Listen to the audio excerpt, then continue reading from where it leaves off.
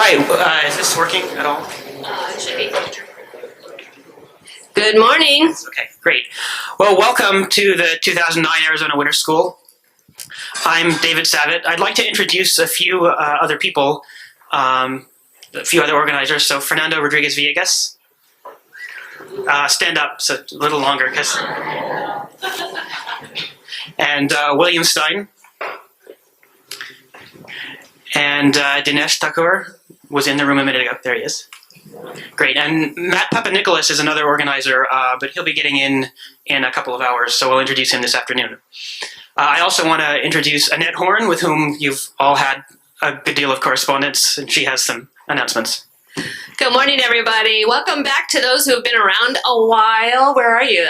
Sylvia, I see you. Okay, just a couple announcements as I see. This auditorium does not allow food and drink. So if you're going to take pleasure in the food and beverage we have in the morning, come a little earlier, okay? Because we cannot have food and beverage in here, okay? If you do have it, make sure you clean it up when you leave or your trash with you, okay? The adventure this AWS trip is, instead of going to the Desert Museum, like we usually do, we're going to go to Sabino Canyon. It's a beautiful canyon. It's got lots of trails for hiking and walking. So that's our adventure, and we're going to do it on Monday. So there's going to be a sign-up sheet outside if you're interested. There is no cost to you, but I do need to have a list of people that want to participate because we've got some buses picking you guys up to take you out there. We'll pick you up at 1 right outside here, out in the front, if you go back out the main aisle there. And we should be leaving the Sabino Canyon about 5, getting back probably about 6 o'clock, okay? For those of you who owe me registration from yesterday, I know who you are. I've got your name. So please do see me. I'll be here till probably 10:30 or 11, and then I'll be back again tomorrow morning. I've run a little short on change for the banquet, so I owe some people $5. I'll have that this afternoon for you with your tickets. Everybody has their reimbursements forms, so if you have any questions, just let me know. I'll be on campus, of course, all next week if you need me in the math department. I'll be here today and tomorrow. What else? I guess that's it. Enjoy your week here with us. We've got some beautiful weather. Monday's going to be 80. So wear sunscreen. If you guys have any questions, just let me know. Enjoy. Great, thanks. So it's my pleasure to introduce Parimala to speak on the algebraic theory of quadratic forms.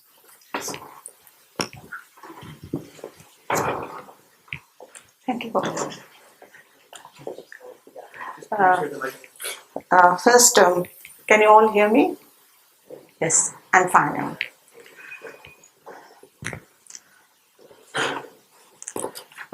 Maybe you should guide me as to when I should stop. Okay, so I'm to explain some aspects of the algebraic theory of quadratic forms. So apologies to some of the experts around. So I'll just start with the definition of a quadratic form, which is the title of the whole meeting. So throughout, I'll begin with setting up some framework and notations.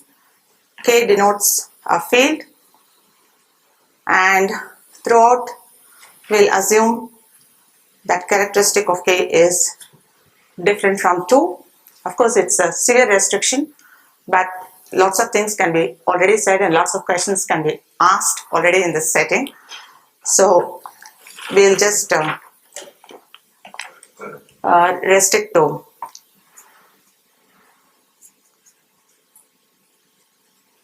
this situation of characteristic different from 2. So what do I mean by a quadratic form? So V is a finite dimensional vector space over K. And a quadratic form Q is a function from V to K satisfying the properties. First, Q is quadratic. I don't know what happened to the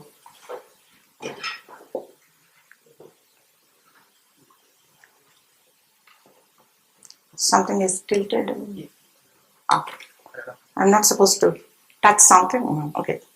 So Q of lambda V is lambda squared QV for lambda in K, V in B.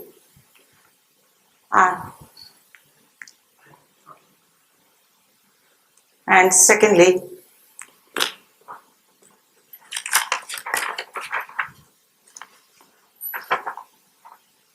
the second condition is the bilinearity of the associated form BQ from V cross V to K, given by BQ of VW is Q of V plus W minus QV minus QW. This is bilinear, and I'll put a half outside so that when you evaluate BQ on VV, you require the quadratic form already. And because we are assuming the field has characteristic different from 2, Q and BQ are recoverable from each other. And also sometimes we would like to fix a basis and think of quadratic forms as symmetric matrices. So let me fix a basis, a basis of V. Then we can represent the bilinear form with respect to this basis by a symmetric matrix.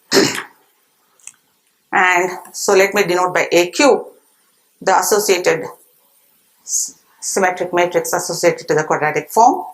So AQ transpose is AQ. And further, the usual notion of a homogeneous polynomial of degree 2 giving the quadratic form is precisely the following. You evaluated the quadratic form on the generic vector. This is simply summation aii xi squared plus summation aij xi xj with a twice outside with I less than g. Okay, so this is the usual homogeneous polynomial associated to the quadratic form. And we say that the quadratic form is regular, which is the case we'll be dealing with almost for the rest of the lectures, if the matrix AQ, that is the bilinear form BQ, is non-degenerate, which is the same as the associated matrix is an invertible symmetric matrix. Okay, so quadratic forms for me are the same as symmetric bilinear forms. Once again, they'll be identified with homogeneous polynomials in n variables. The dimension of the vector space is n of degree 2.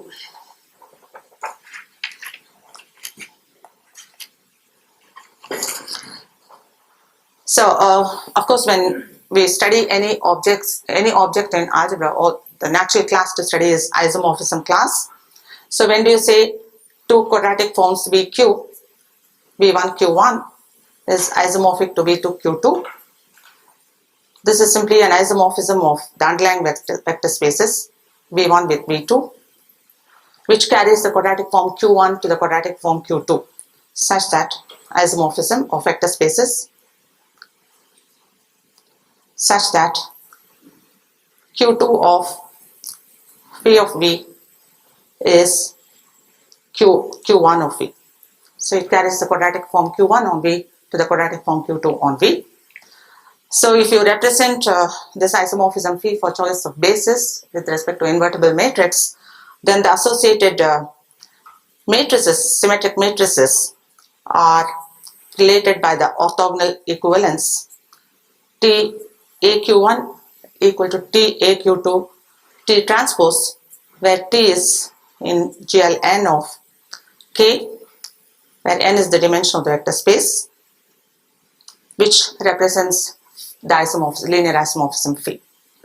So study of isomorphism classes of quadratic forms is the same as the study of isomorphism classes or equivalence classes of symmetric matrices under this equivalence.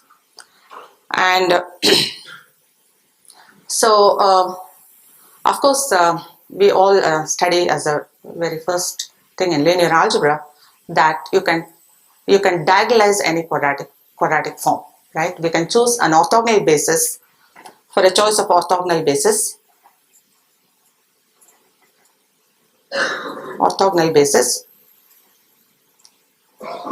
So which simply means we can write the form VQ of EI EJ is 0 if I is not equal to J, and BQ of EI is AI.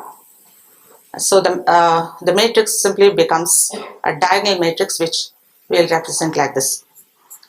So Q is associated to a diagonal matrix, and the corresponding quadratic form is simply summation AI xi square.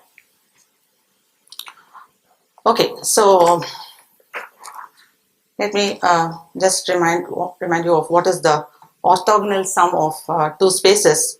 Suppose you are given two quadratic spaces V1 Q1, V2 Q2. So the orthogonal sum of these two spaces is simply the direct sum of the underlying vector spaces, and the quadratic form is simply defined by Q1 orthogonal Q2 of, on the vector V1 V2, is Q1 of V1 plus Q2 of V2. In other words, the bilinear form pairs every vector in V1 to 0 with every vector in V2. Restricted to V1 it is Q1, and restricted to V2 it is simply Q2. So this is the notion of orthogonal sums of quadratic forms. And well, so maybe I'll just briefly say, the structure of my talks. So I've just mentioned we are going to discuss algebraic theory of quadratic forms. So essentially, maybe it could be divided into basically three periods. What I'm going to start with is the period of the so-called Witt group of quadratic forms, which was initiated by Witt in the 1930s. So he defined a group structure on the class of all quadratic forms defined over a field to study the field properties related to the quadratic forms defined over the field, the totality of quadratic forms he wanted to study. So he was the first person essentially to initiate such a study over a general field. Essentially before that, maybe quadratic forms were studied from either a viewpoint of arithmetic or analysis or so on. He was the first person to look at quadratic forms over a general field. So, so he initiated the study, and since then there were several, this is 1930s, there were several questions posed since then on regarding quadratic form structures over general fields. And the next impact making period was in the 1960s, when Pfister ushered in his theory of the so-called multiplicative forms. This brought forth a new tool to the study of quadratic forms over general fields. So Pfister's theory brought forth some solutions to some of the outstanding questions at that period. At the same time, it also brought forth some fresh host of questions that were asked around that time. And it was already clear that Pfister, Arison, Knebusch, and so on, the sequence of work of these people, that more and more function field techniques were used to study and answer questions concerning quadratic forms over fields. That is, algebraic geometry was already making its entry into solution of problems concerning quadratic forms over fields. And of course, the next that is the arrival of Mercury on the scene, which is solution of Milnor conjecture in degree 2. I will call it, I will not go into further, it is the post-Mercury period, which saw players like Mercury, Rost, Vygotsky, Suslin, and others, where it was evident that heavy algebraic geometric and K-theoretic techniques are being used to solve very fundamental questions about quadratic forms over fields. Okay, what I will do is to start with the definition of Witt groups, which I started on, and then go on to just explain some aspects of Pfister's theory of multiplicative forms, and then go on to explain some of the numerical invariants associated to fields with reference to quadratic forms, and also explain what is known about these invariants up till date. Okay, this is the plan of the talk, or the talks. Okay, so we are just proceeding towards defining the group structure, the big group structure on quadratic forms. Before that, we need to just define what is a hyperbolic space, the so-called spaces which are sort of trivial from the study of from algebraic theory of quadratic forms. So the hyperbolic plane is a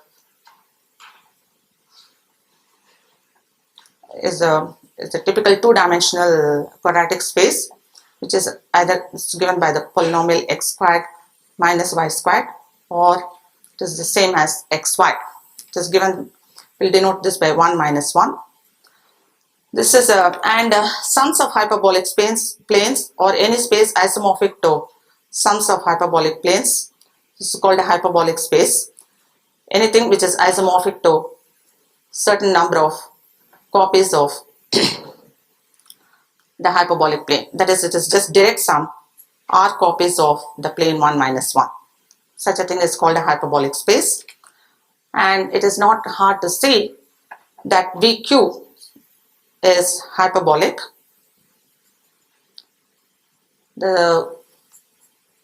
If and only if you can find inside V a subspace W with dimension of W half the dimension of V, and the form Q is identically 0 on W. Okay, so this is W is called a Lagrangian. Such a W is called Lagrangian. So giving a hyperbolic space is the same as giving a space with a half-dimensional zero subspace. Okay.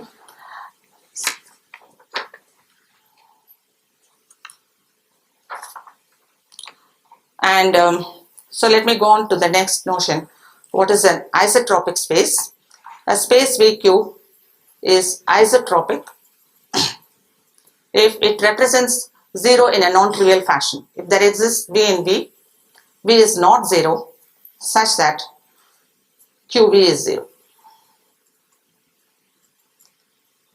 Okay, we have already seen a typical isotropic space, namely the hyperbolic plane. For instance, you take x squared minus y squared.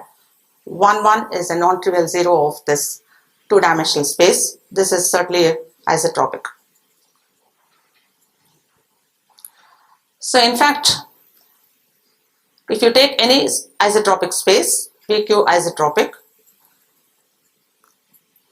then we can pick V in V, pick V in V such that QV is not 0. And let me assume that Q is a regular.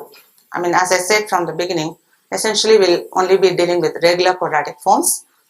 So we can find a vector W in V such that BQ of VW is not 0 because Q is regular. Now I can replace W by W plus a scalar multiple of V. So I can modify W, so can assume by a suitable change that Q of W is 1. And so, I mean, first of all, we can assume that BQ of VW is 1 and Q of W is 0. By a suitable modification, we can assume that QW is also 0 and BQ of VW is 1. Okay, so what do we have when we restrict the form to this KV plus KW, this two-dimensional subspace contained in V? So if you choose VW as a basis, the form is represented by 0, 1, 1, 0. That is simply the plane XY. Okay. Once a quadratic form is isotropic, then you can pick from inside the space a hyperbolic plane. And we can keep repeating this process. So each time you can pick a hyperbolic plane, 1 minus 1. And you can take the orthogonal complement. Okay, maybe I didn't define what is the orthogonal complement of a subspace. It is just orthogonal with respect to the form. So W is any subspace of V.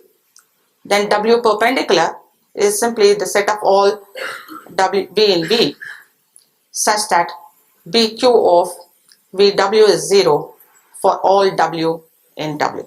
So this is the orthogonal complement. So if you pick a plane, then you can take the orthogonal complement. That will again be a regular space. And if it is anisotropic, you stop. If it is isotropic, pick another isotropic vector. Try to extract another plane. You can proceed this way. So you can extract some R number of planes. Plus possibly you are left with a space Q1 where Q1 is anisotropic. So given any quadratic form, you can decompose it into a sum of R planes and a quadratic form which is anisotropic. Okay, so the first Witt's decomposition theorem towards definition of the Witt group. So Witt's decomposition theorem, it simply says that given Q over K, say Q regular, then you can write Q as, which we have already said, certain number of planes plus Q1 with Q1 anisotropic. But the thrust of the statement is R and isomorphism class of this decomposition is in some sense absolutely unique. The integer R, the number of planes you extract, is completely determined by Q, and the anisotropic form you are left with, whatever way you keep pulling out the planes, Q1 is completely determined by the quadratic form Q. Q1 is anisotropic, the anisotropic part Q1 as well as the integer R. Okay, let me just say isomorphism class of Q1 are determined completely by Q. That is, the uniqueness statement for the decomposition is the thrust of Witt's decomposition theorem. So R is called the Witt index of Q, and Q1 we can as well call it the anisotropic part of Q, which is completely determined by Q. So what is behind the Witt's decomposition theorem? It is the following Witt's cancellation theorem. Witt's cancellation. Basically, it says that if you take two quadratic forms Q1 and Q2, suppose after adding a given quadratic form, which we can as well assume is rank 1, if you take a rank 1 space A and Q1 and Q2 are two given quadratic forms, suppose Q1 after adding this one-dimensional space is isomorphic to Q2 after adding a one-dimensional space, then in fact Q1 is isomorphic to Q2. That is, Witt's cancellation says that you take two quadratic forms Q1 and Q2. After adding a third space Q3, if they become isomorphic, already Q1 is isomorphic to Q2. So this is the statement of Witt's cancellation theorem, which is crucial in getting the uniqueness for the Witt's decomposition. But once again, I mean the cancellation essentially is affected as follows. So actually what do we need? Suppose we are given an isomorphism from V1 direct sum, this one-dimensional space on which the form is A, to V2 direct sum KE.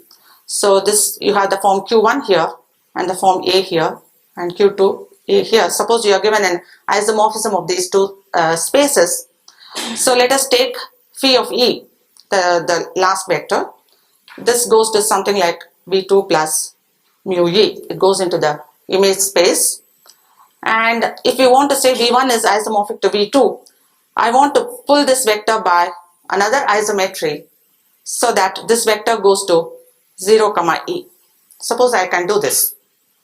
So if I can push this vector E, this base space to the vector A on the right space, then if you look at the orthogonal complement of this one-dimensional spaces, you will phi composed with C will take K of E to K of E, and it will take the orthogonal complement of K of E, will go to the orthogonal complement of K of E in the image, which is simply V2 on the right and V1 on the left. So you would have effected cancellation provided you can just move around vectors of the same norm.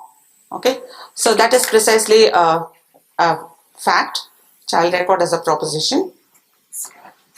So if VQ is a regular quadratic space, regular form, and V is a vector in V, Q of say V1, V2, two vectors in V, Q of V1 is Q of V2 is A, which is not 0.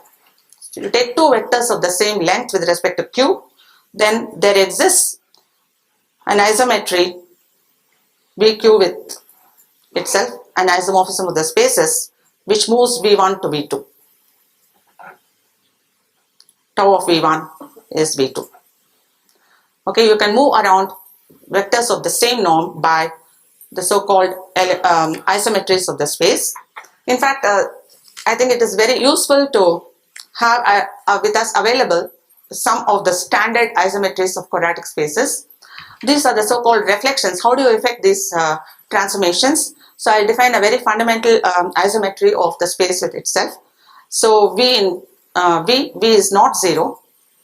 Then you have this reflection with respect to V. So this is denoted tau V. This is an isometry of, QV is not 0. V in V with QV, the length of the vector not 0. Then you can define a reflection VQ to VQ, which sense this is completely determined by the specification. V is mapped to minus V, and everything perpendicular to V is fixed by this reflection. That is, if BQ of VW is 0. The reflection is a transformation which maps V to minus V, and everything orthogonal to V is fixed under this reflection. And then I'll just show, for instance, how if you take Q of V1 is A, Q of V2 is also A. So the basic identity is, if you take Q of V1 plus V2 plus Q of V1 minus V2, if you expand it using the Bile associated form, this is simply 4 times A, which is given to be not 0. So either Q of V1 plus V2 is not 0, or Q of V1 minus V2 is not 0. And in either case, so suppose, let us suppose that V1 minus V2 is not 0. Then you take the reflection tau of V1 minus V2, evaluate it on V1, you make a computation using that Q V1 is Q V2, you get that this moves to V2. Okay, so you can push V1 to V2 by this reflection. On the other hand, if the other vector V1 Q of V1 plus V2 is not 0, then you can take tau of V1 plus V2, it will move V1 to minus V2, then minus V2 you can map back to V2 by the reflection on V2. Minus V2 is V2. So you can move V1 to V2 by a succession of these reflections. Okay, this is how you effect width cancellation, and hence you prove the uniqueness of the width decomposition. Okay, maybe I should just have this notation that the orthogonal group of Q is by definition all isometries of the space VQ. The underlying space VQ, and in fact we have just seen that OQ is generated by reflections, because you can use an inductive argument. Once you have the statement that a given vector of non-zero length can be pushed to a given vector of a non-zero length, then you can use an inductive argument to conclude that the orthogonal group of a quadratic form is in fact generated by reflections. Okay, so now we can define what is width group of a quadratic form. So WK. So this is the width group of quadratic forms. So this is defined on, you take the set of isomorphism classes of quadratic forms over K, isomorphism classes of quadratic forms over K, and we'll always assume regular. From now on we'll never discuss forms which are not regular. And on the isomorphism classes, let us declare an equivalence relation. This we will call bit equivalence. We say that Q1 is bit equivalent to Q2 if and only if after adding certain hyperbolic planes they become isomorphic. So Q1 orthogonal R planes is isomorphic to Q2 orthogonal some S planes. Okay, so we would like to ignore hyperbolic spaces in the study. So we identify two spaces if they differ by just hyperbolic planes. Okay, so just so Witt group consists of Witt equivalence classes of quadratic forms. Okay, so and what is the group structure on WK? So orthogonal sum defines addition plus in WK. That is, you add two classes by just taking the orthogonal sum of the representatives. So this defines the addition. And what is the zero element for this group? This is an abelian group, of course. And the zero element is the class of, because we have ignored hyperbolic planes, the class of the hyperbolic space is the zero element in WK. And what is the negative of a class? Is simply the negative of the quadratic form defining a class. Okay, this is the negative of an element. So we need to just observe that when you take a quadratic form, take its orthogonal with the negative of the quadratic form, this is hyperbolic. Okay, the underlying vector space sitting in here as V, V gives a Lagrangian for the space Q orthogonal minus Q. So this space is hyperbolic. So this class is 0. So this class is 0 in the Witt group.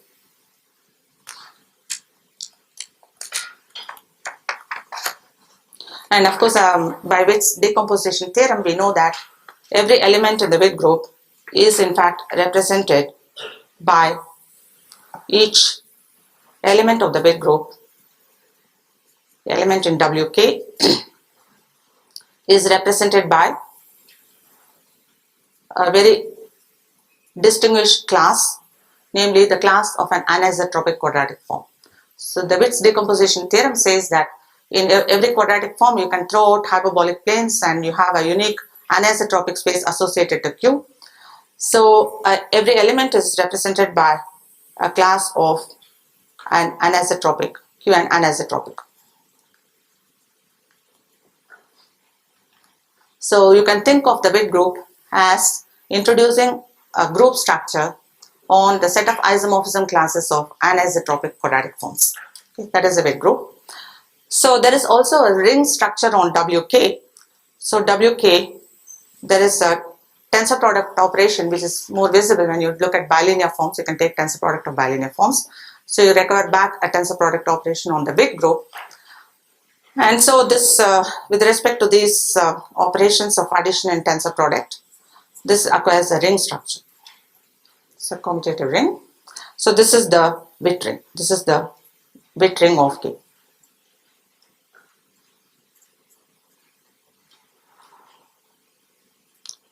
So I'll just remark that here there is a special ideal here, IK, which is the classes of even dimensional forms.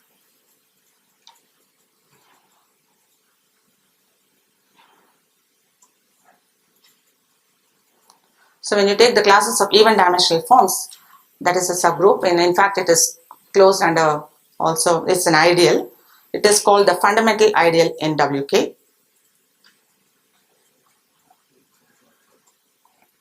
Oh, okay. It is the fundamental ideal of WK. And this is the standard notation in this in literature.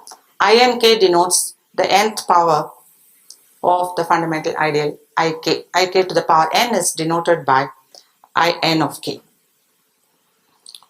So, and we'll just look at some obvious generators for these ideals.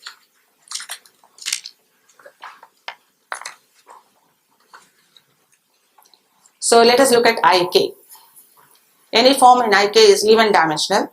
So it is an orthogonal sum of forms like A, B. It is a sum of such forms. But this form can be written as 1A minus 1 minus b in the width group.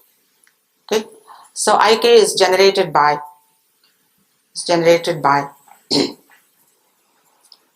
as an abelian group. It is generated by all forms like 1 a and k star. So let us look at just one more case and then we'll just draw a conclusion. I squared k, so this is generated by AB tensor CD, right? It is ik squared, so it is generated by tensor product of binary forms. So this is the same as AC, AD, BC, BD. This can be written as 1 AC, AD, AC times AD, which I'll write CD, because only square classes matter in the diagonalization. And then I have added some terms here. I'll subtract it out. 1 CD minus BC minus BD. Okay.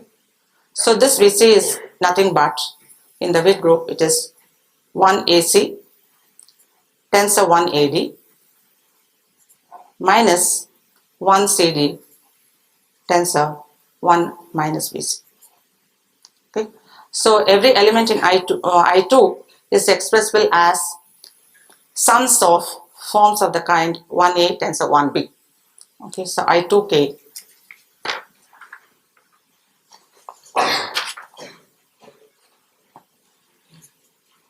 is generated by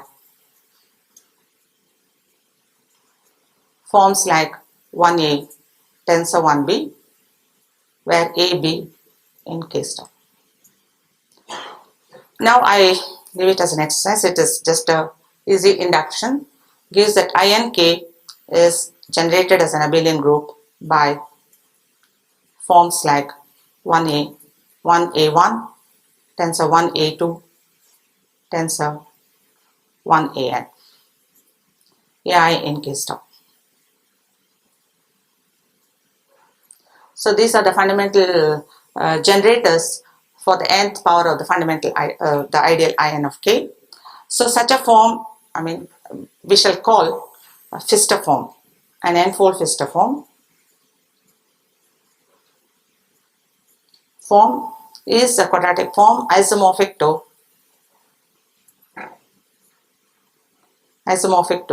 one of these, 1A1, what I just wrote down above, tensor product of n binary forms of this type 1AI. Any form which is isomorphic to such a form would be called a Pfister form, and we'll see how beautiful these forms are and what are the special properties of these forms in the next talk. So what we just remarked here is that so let me also denote by P. Let me have a notation. P and K is the isomorphism classes of n-fold Pfister forms. The set of isomorphism class of n-fold Pfister forms we'll denote by Pn of K. So what we just saw is that the nth power of the fundamental ideal is in fact generated as an abelian group by n-fold Pfister forms. So maybe I'll just show you some examples of what this weight group is like and what are quadratic forms over certain fields. So let me start with the field of complex numbers. So here we know that every two-dimensional form is isotropic. So every form can be diagonalized with ones on the diagonal. Every element is a square. So in fact, therefore, the width group of C, you can give a map to Z mod to Z, sending any quadratic form Q to the dimension of Q mod 2. Okay. So because, as I remarked, Q is either 1 minus 1, 1 minus 1. If it is even dimensional, you can just do this diagonalization, or it is 1 minus 1, 1 minus 1, dot dot dot, 1 minus 1, plus a 1 tagging on if it is odd dimensional. And so the first one will go to is 0 in the width group, and essentially the second one defines a non-trivial class in the width group, and so the dimension is just the only invariant, and that gives a isomorphism of width group of the complex numbers with Z mod to Z. The study is rather simple here. So what is the big group of real numbers? Here it is something slightly more interesting. So what are quadratic forms over R? First of all, you can diagonalize quadratic forms, and only square classes on the diagonal are important. So if the entry, there are only two square classes in the rails, so namely +1 and -1. So you can make a diagonalization with ones and -1s in the diagonal. So Q is in fact isomorphic to, say, n number of +1s, say, and m number of -1s occurring in the diagonalization. Then in fact this n and m are completely determined. The number of positive entries and number of negative entries are completely determined by Q, and you define the signature of Q. This is the Sylvester signature. Is simply n minus m. Okay? This is an invariant associated to Q, and it's essentially the only invariant. So big group of R to Z, you give the map signature. Signature of Q goes to signature of Q. So in fact this gives an isomorphism of the big group of the field of real numbers with the ring of integers. Okay, so and then I'll just give one more example. So I will not compute the big group in this case. So let me just take QP, the p-adic field, the completion of Q with respect to the p-adic discrete valuation. And let me assume that P is not equal to 2. So, I mean, maybe this for the moment is not important. So P is not equal to 2. The square classes here in QP. What are the square classes? So it has basically 4 square classes. The P is this prime P, and U is in ZP, is an integer, it's a unit, such that U bar is, when you go to the residue field for the discrete valuation, it is ZP mod P ZP, which is the finite field with P elements. So that has precisely 2 square classes. So U bar is non-square in FP. Bar denotes just reduction modulo the prime ideal P.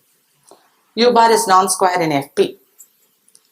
So there is a unique square class in ZP coming from the square class in FP star, and the totality of square classes in QP are just given by 1 UP and UP.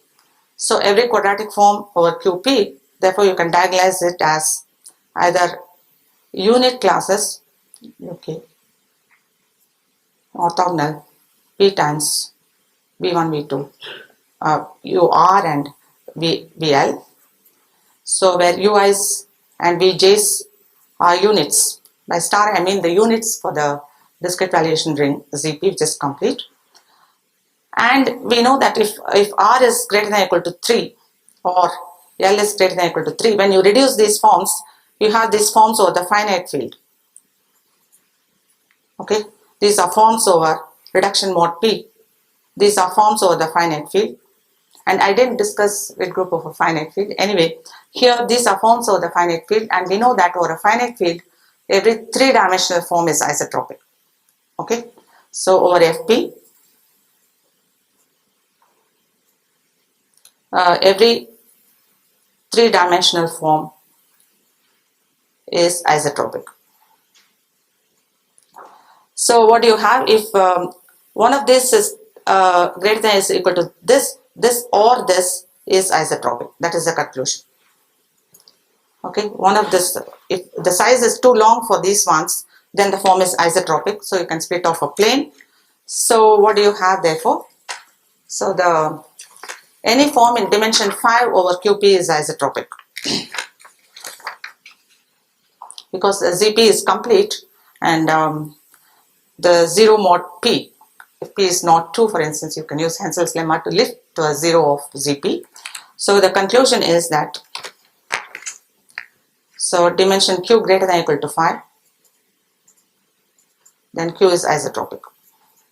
This is also true for Q2, prime 2, the 2-adic completion also this is true, that every 5-dimensional form over QP is isotropic.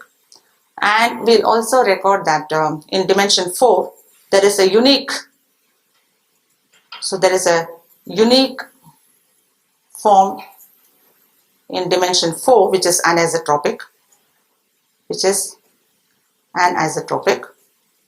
which we'll use in more general situations. So this is simply given by the u is the same unit choice we have made. It is 1 minus u tensor. You can put plus or minus pi, it doesn't matter. This is 1 minus u minus pi u pi. So this is a unique rank 4 quadratic form over QP, which is anisotropic. And in fact, we will say in the next talk, this is the norm form of the quaternion algebra HU pi, UP, we are in QP, so you have this prime P. So HUP is the quaternion algebra over QP. This is a 4-dimensional algebra over QP with which is described by the following generators and relations. This is essentially generalization of the usual Hamilton quaternion algebra. So it has two generators ij with relation I squared is u, j squared is p, ij is minus j times I. So an algebra with two generators ij with these relations, this is denoted by HOP. This is it's called a quaternion algebra associated to this pair of elements, and there is a norm form on this quaternion algebra which precisely is this 4-dimensional form over QP, which is anisotropic. So I can stop and continue. This is the natural quantum.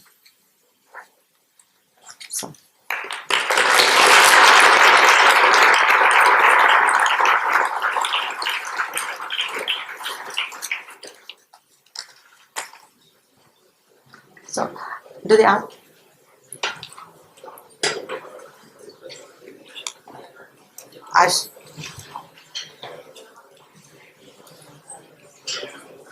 So maybe this.